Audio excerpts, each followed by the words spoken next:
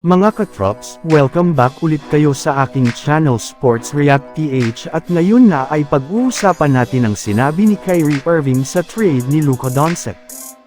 Pag-uusapan na rin nga natin ngayon dito sa ating panibagong video ang naibalitang posibleng pagkuha ng Los Angeles Lakers kay Kevin Durant.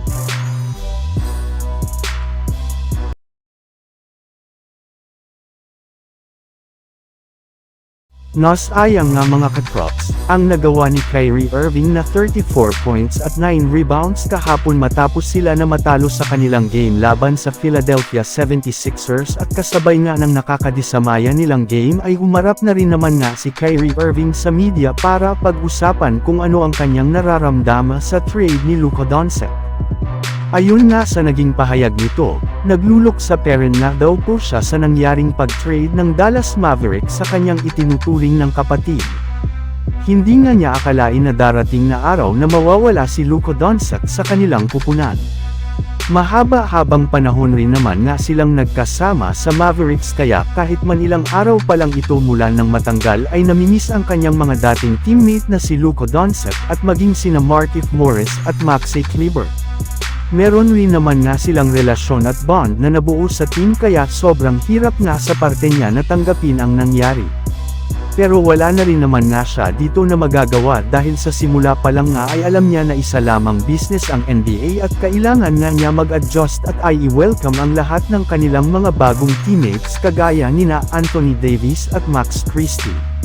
Samantala pumunta naman tayo sa ating sunod na pag-uusapan ngayon sa naibalitang posibleng pagkuha ng Los Angeles Lakers kay Kevin Durant.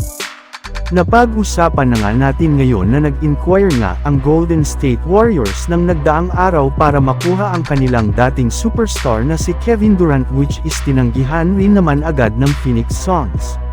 Ngunit matapos nga na matalong muli ang Suns ng dalawang magkasunod na beses sa isa sa mga worst team ngayong season na Portland Trail Blazers ay nag-iba na nga ang plano ng kanilang team kay Kevin Durant. Ayon nga sa pinakahuling inilabas na balita, willing na nga daw po ang Phoenix na makinig sa mga may pang-o-offer ng ibang mga teams patungkol sa kanilang superstar. Sa madaling salita, isa na nga talaga si Kevin Durant sa mga malalaking pangalan na possible na mailipat at may trade bago ang trade deadline. At kung si Dwight Howard nga daw po ang tatanungin ninyo ay mas gugustuhin nga nito na lumipat si Durant sa Lakers para makasama sina LeBron James at Luka Doncic sa pagkuha ng kampyonato. Ngunit ayon nga sa isang NBA insider, hindi na rin naman nga ito pwede na mangyari since isang center na lamang nga ang target na makuha ngayon ng Lakers. Wala na rin naman ng sapat na asset ngayon ang Lakers para makipag-trade pa sa Phoenix Suns.